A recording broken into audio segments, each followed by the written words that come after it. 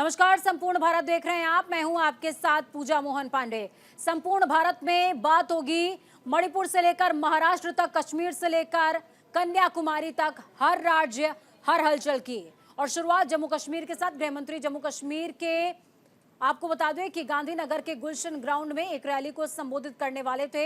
इसके लिए जोरों शोरों से तैयारियां भी चल रही थी, लेकिन अब इन तैयारियों पर विराम लग चुका है। खराब मौसम की वजह से केंद्रीय गृह मंत्री अमित शाह का जम्मू कश्मीर का दौरा स्थगित हो गया है।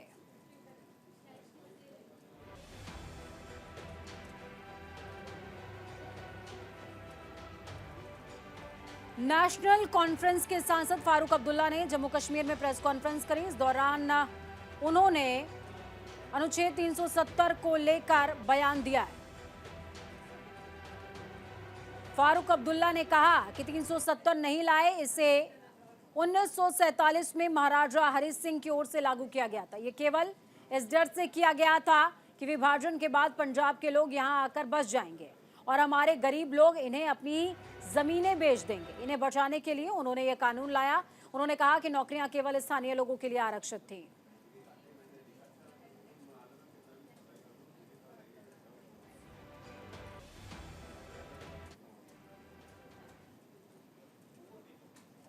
केंद्रीय मंत्री किरण रिजिजू असम के गोलाघाट के दौरे पर पहुंचे। इस दौरान उन्होंने कांग्रेस की भारत न्याय यात्रा को लेकर राहुल गांधी पर निशाना साधा। उन्होंने कहा राहुल गांधी अपनी मस्ती के लिए यात्रा करेंगे। साथ ही केंद्रीय मंत्री ने कहा कि देश के लोगों और जनता का कोई भला नहीं होगा। राहुल गांधी मैच्योर नहीं है, उम्र हो गई है, लेकिन वो सोच से बच्चे हैं। हम उन्हें गंभीरता से नहीं लेते।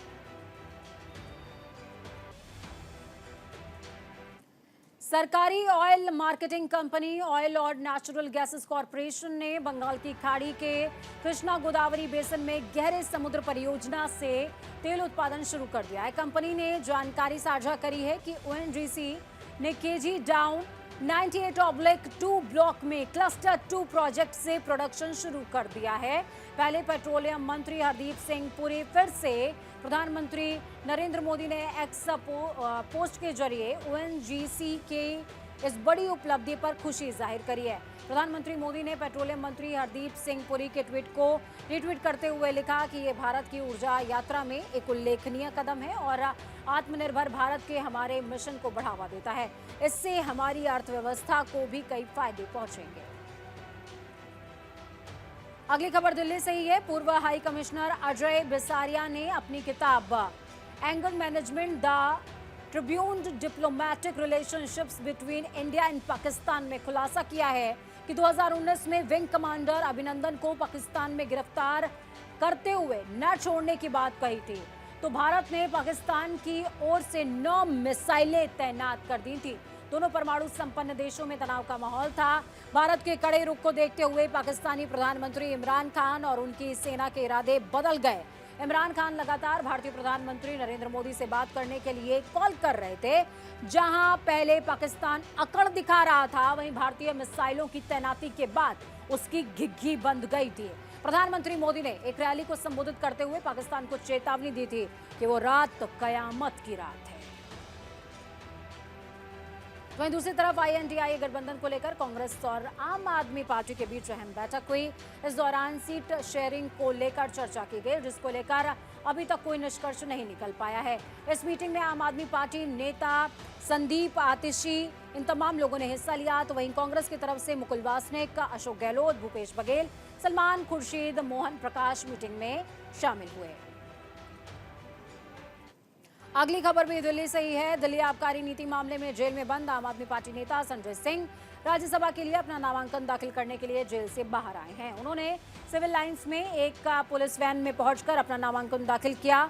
संजय सिंह के अलावा आम आदमी पार्टी की तरफ से दिल्ली महिला आयोग की पूर्व अध्यक्ष स्वाति मालीवाल ने भी राज्यसभा के लिए अपना नामांकन दाखिल किया है।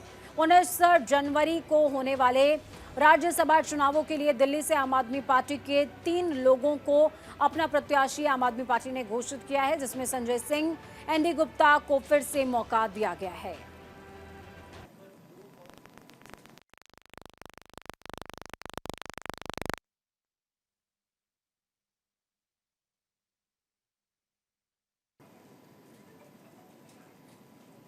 तो वहीं गणतंत्र दिवस 2024 से एन पहले कर्तव्य पथ पर फुल ड्रेस रिहर्सल चल रही है। सुरक्षा बलों ने अलग अलग विभागों ने ठंडी सुबह में परेड रिहर्सल में हिस्सा लिया। आपको बता दें कि हर साल गणतंत्र दिवस पर होने वाले परेड की रिहर्सल करीबन 1 महीने पहले से शुरू हो जाती है।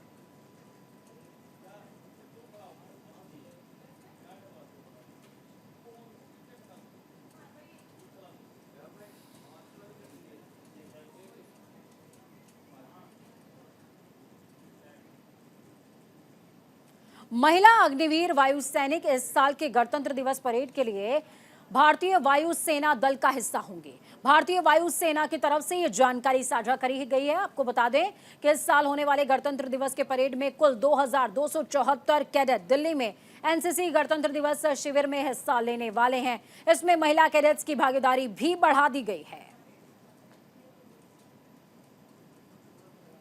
खबर में आगे बढ़ते हैं, रुक करते हैं राजस्थान का। राजस्थान में मुख्यमंत्री पद की शपथ लेने के बाद से भजनलाल शर्मा एक्टिव मोड में नजर आ रहे हैं। उन्होंने कई विभागों के अधिकारियों के साथ बैठक की, साथ ही कई महत्वपूर्ण फैसले भी लिए। मुख्यमंत्री भजनलाल शर्मा ने ऊर्जा विभाग के अधिकारियों के साथ बैठक की है। सीएम की अध्यक्षता वाली ऊर्जा विभाग की बैठक में कई अहम फैसले लिए गए हैं। सीएम शर्मा ने पदाधिकारियों को ऊर्जा विभाग से संबंधित दिशा निर्देश दिए हैं।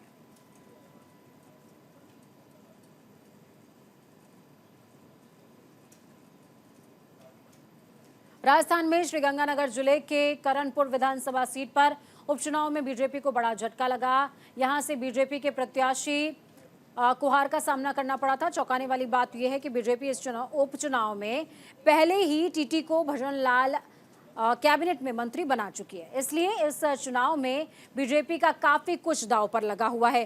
कांग्रेस प्रत्याशी रुपेंद्र सिंह कूनर ने बीजेपी के सुरेंद्र पाल टीटी को हरा दिया है।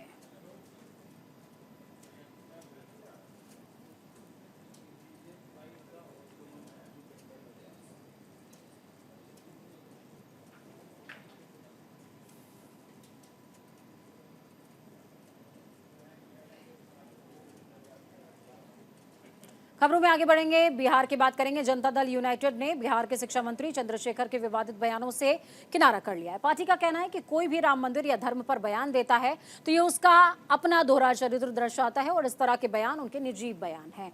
इतना ही नहीं, राजद ने अन्य विधायकों और नेताओं के बयानों से भी किनारा किया है।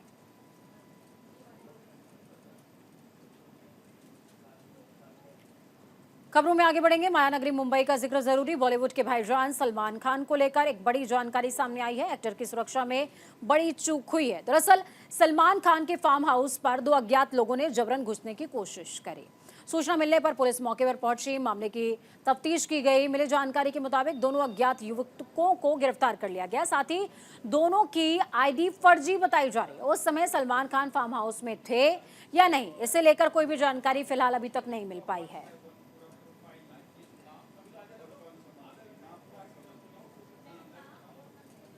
तो वहीं तमिलनाडु में भारी बारिश ने कई जिलों में लोगों की परेशानी में इजाफा कर दिया है। आपको बता दें कि मलयादुथुराई के कई आवासीय इलाकों में बारिश की वजह से जल जमा हो गया। लोगों का जीवन अस्त व्यस्त हो गया। भारी बारिश की वजह से आवाजाही ठप हो गई।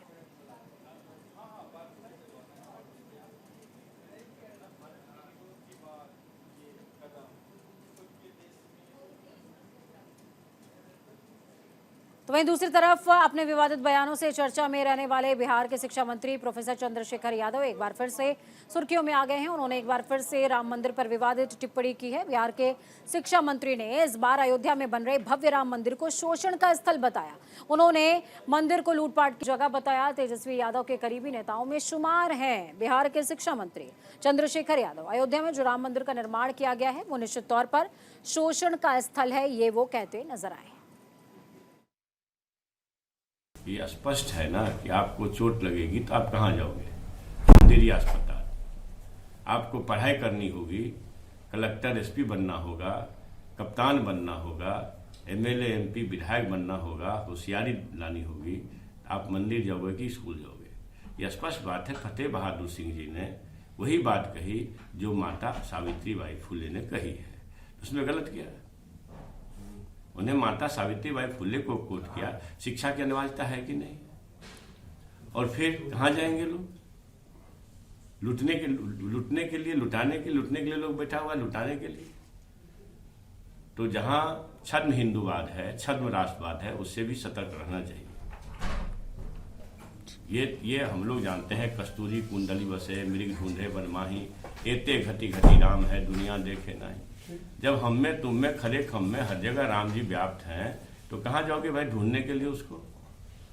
तो वो जो स्थलें निर्धारित की गई है, निश्चित तौर पर वो शोषण का स्थल बनाया है, और चंद समाज के ऐसे षड्यंत्रकारियों के जेबी भरने का जो जगह है। तो जब हर जगह ईश्वर प्रभु परमात्मा खुदा है, तो भाई अयोध्या में भगवान रामलला की प्राण प्रतिष्ठा को लेकर हर राम भक्त कोई ना कोई उपहार लेकर के अयोध्या पहुंच रहा है। प्राण प्रतिष्ठा की तारीख नजदीक आती जा रही है और राम भक्त अलग अलग तरीके से भगवान रामलला को कुछ ना कुछ उपहार भेंट कर रहे हैं। ऐसा ही ठीक कैलिफोर्निया के भक्तों ने अयोध्या के लिए किया है। एम्बुलेंस दान करी है। महासचिव चंपत राय ने कैलिफोर्निया के भक्तों की ओर से दान की गई एम्बुलेंस को हरी झंडी दिखाकर रवाना किया।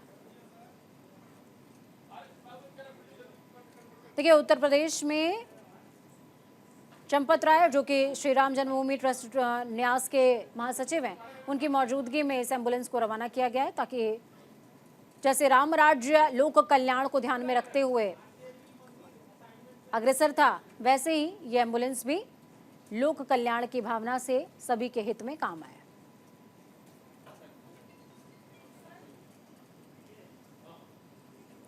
छत्तीसगढ़ के मुख्यमंत्री विष्णुदेव साय अंबिकापुर के दौरे पर हैं। इस दौरान उन्होंने कहा कि 2023 के छत्तीसगढ़ विधानसभा चुनाव में बीजेपी को ऐतिहासिक सफलता मिली है।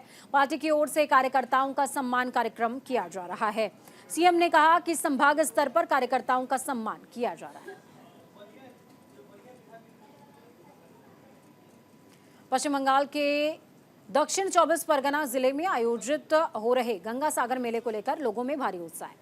गंगा सागर मेले से पहले कपिल मुनि आश्रम को रंग बिरंगी लाइटों से सजाया गया। आपको बताते चलें कि देश दुनिया के साधु संत और श्रद्धालु पहुंचने शुरू हो गए हैं। तो वहीं मेले को लेकर राज्य सरकार ने बड़े स्तर पर व्यवस्थाएं की हैं।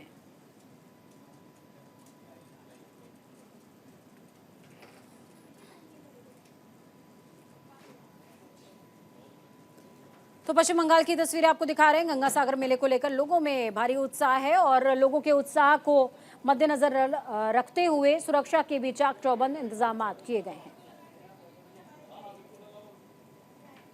मेला स्थल को रोशनी से, जगमगाती हुई रोशनी से सजाया गया, ताकि जो पर्यटक यहां पर पहुंचे वो मंत्रमुग्ध हो सके।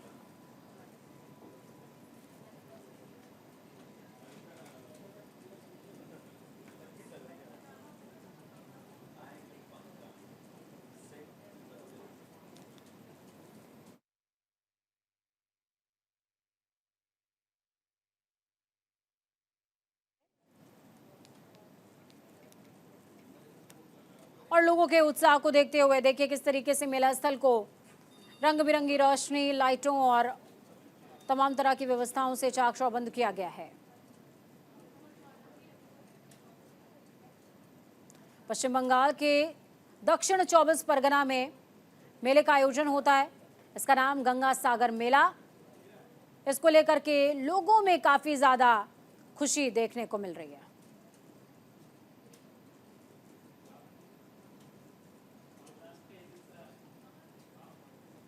देखिए किस तरीके की तस्वीरें सामने आ रही हैं, जहां पर अलग अलग क्षेत्रों से लोग दर्शन के लिए पहुंच रहे हैं। आपको बता दें कि गुलाबी नगरी के जोरपुरा सुंदरियावास में विकसित भारत संकल्प यात्रा का आगाज हो गया है।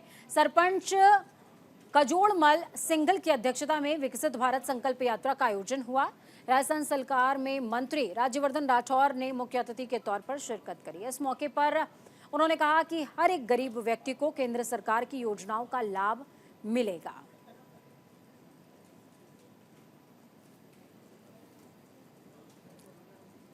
तो विकसित भारत संकल्प यात्रा का आगाज हो चुका है और इस यात्रा में राज्यवर्धन सिंह राठौर मुख्य अतिथि के तौर पर मौजूद रहे।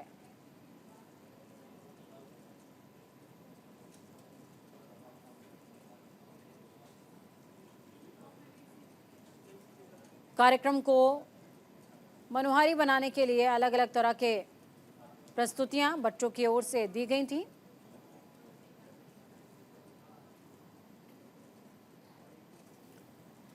आपको बता दें कि विकसित भारत संकल्प यात्रा का सबसे बड़ा जो मोटो है वो है अंत्योदय का भाव, यानी कि समाज के अंतिम पंक्ति पर खड़ा व्यक्ति जिसको शोषित वंचित माना जाता है उस तक भी सरकार की योजनाओं का लाभ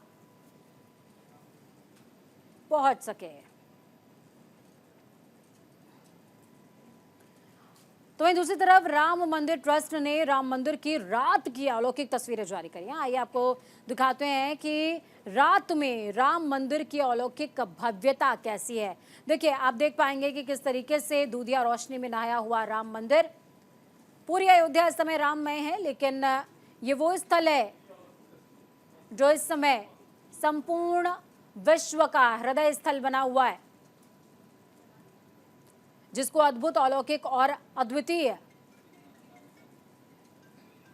सुसज्जित करने के लिए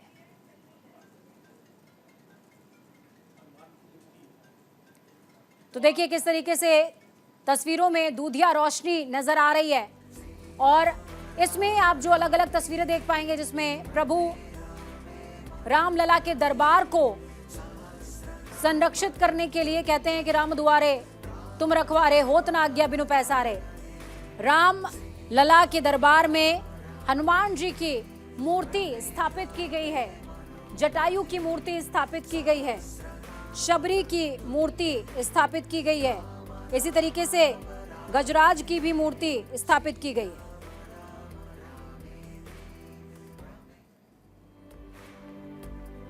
भव्यतम तस्वीरें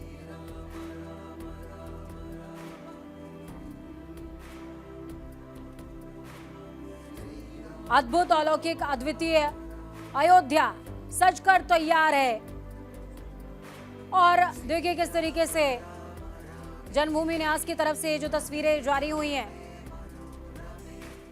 वो अपने आप में बता रही हैं कि रामलला का भव्य दिव्य मंदिर कितना खूबसूरत होगा। वक्त यहाँ पर छोटे से ब्रेक के उस पार खबरों का सफर लगातार जारी। बने रहिए न्यूज इंडिया के साथ, क्योंकि हम है राष्ट्र की आवाज। नमस्कार।